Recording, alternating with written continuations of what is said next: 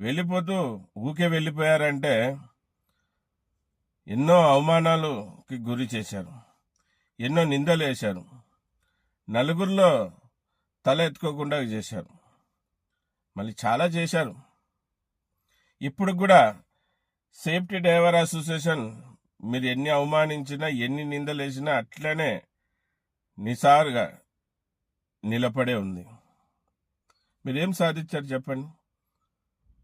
తల్లి లాంటి సంఘాన్ని అవమానించి, తల్లి లాంటి సంఘం మర్యాద తీసి ఏం సాధించారు? ఏం సాధించలేదు. అప్పుడు ఎలాగా సేఫ్టీ డ్రైవర్ అసోసియేషన్ నిజాయితీగా పని చేసుకుంటూ ముందు పోతుందో ఇప్పుడు కూడా అలాగే నిజాయితీగా పని చేసుకుంటా ముందు పోతుంది. ఎప్పుడు తల్లి పొరపాటు చేయదు, సేఫ్టీ డ్రైవర్ అసోసియేషన్ కూడా ఎప్పుడు పొరపాటు చేయరు. గుర్తుపెట్టుకోవాలి మీరు. చాలా బాధ కలుగుతూ ఉంది. బాధ కలిగే కారణం ఒకటే, మన వాళ్ళు అర్థం చేసుకోవడం లేదే. ఏదేదో ఆలోచిస్తున్నారు, ఏదేదో ఆశిస్తున్నారు.